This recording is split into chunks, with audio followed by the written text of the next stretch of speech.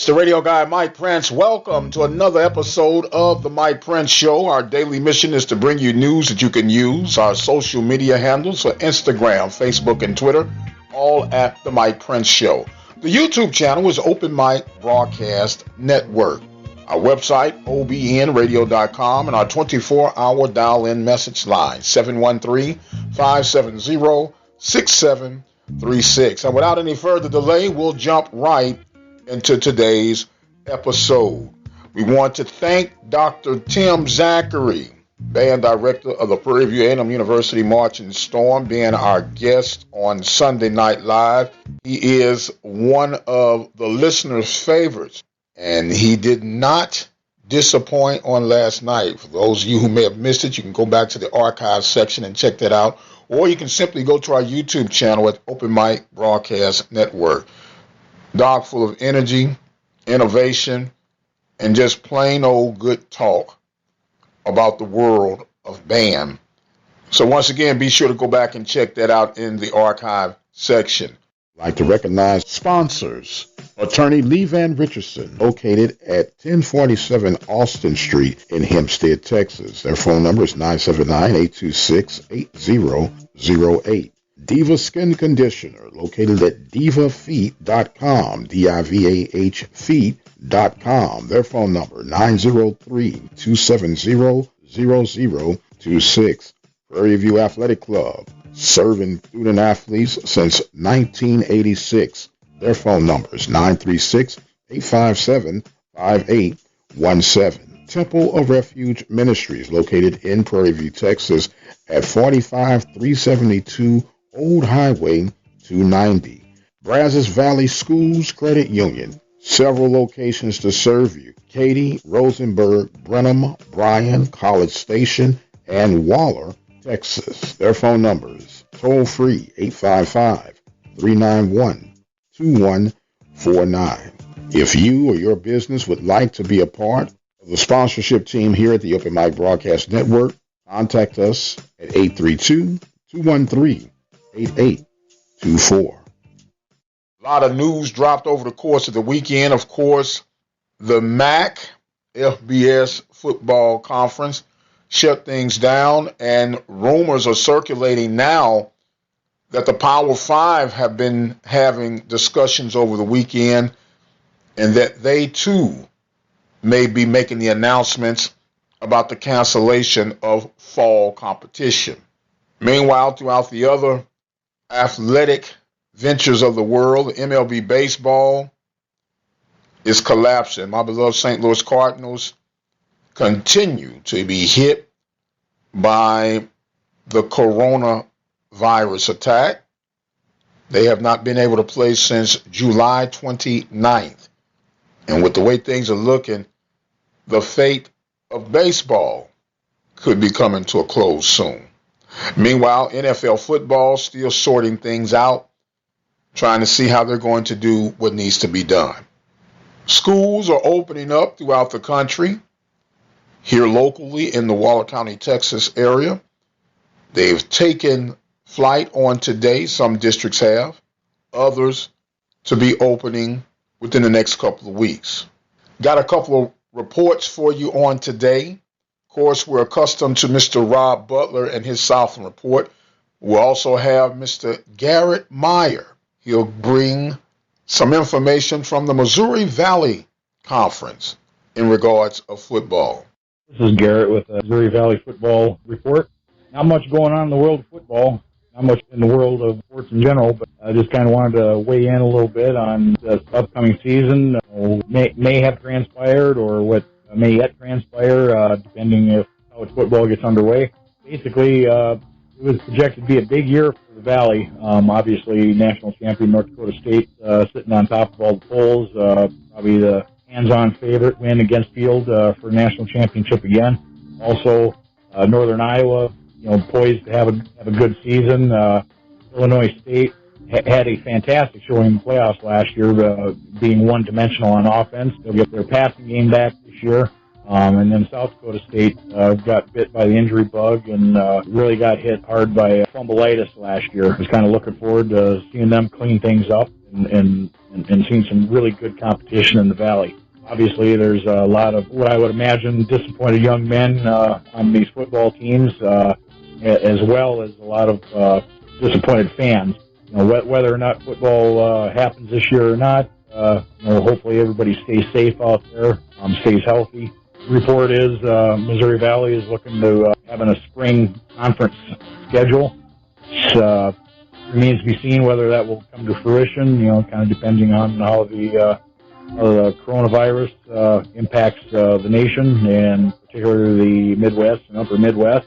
And, when you really stop and think about it, there's a lot of colleges that probably won't even open. So, what effect is that going to have on college athletics? Just wanted to kind of give an overview of what I saw with the Valley this year. Like I said, overall, they're probably usually the top conference in the FCS on paper right now, but we'll have to see what transpires here in the future in the next few months, and hopefully we're back to regular schedules here by next year. This is Garrett signing off. This is Rob Butler with your Southland Report. Lamar Football Media Day had a different vibe on Tuesday morning. The preseason press conference with head coach Blaine Morgan and 7 select players was held on a Zoom call as a safety precaution. Despite the unusual setup, Morgan and his players were eager to finally be one day closer to opening fall camp and getting some real practice started. The coronavirus pandemic hit at an inopportune time for a Lamar football program going through a coaching change. The Cardinals were unable to hold spring practice, canceled their spring game, and were limited in what they could do during the summer. As of Tuesday, Lamar still did not have an opponent for the opening week of the season at the beginning of September, after the Mississippi College game was canceled because of the Gulf South Conference's decision to play only conference games. Lamar has been searching for a replacement. Lamar's schedule currently shows the season opening at Provost Humphrey Stadium on September 12th against conference opponent Incarnate Word. And when football players returned to campus and were administered antibody tests, none of the 140 players and staff members tested positive for coronavirus. Morgan said the Cardinals will follow the testing standards implemented by the NCAA as the season approaches. The biggest question mark facing the Cardinals heading into the 2020 season is who will be taking snaps at quarterback.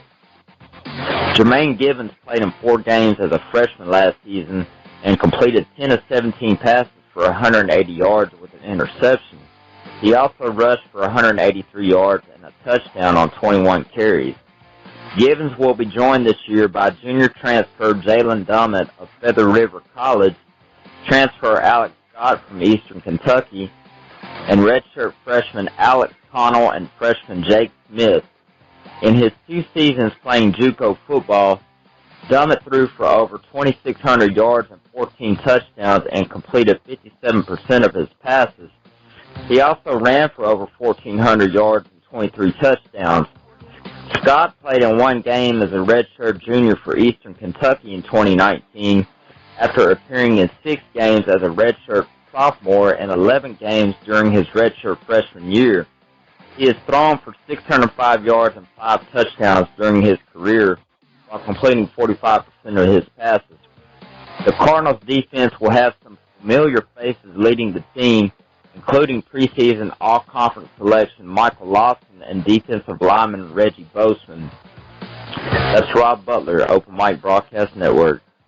A lot of additions coming on here at the Open Mic Broadcast Network, some yet to be released, but trust me, it's a powerful thing.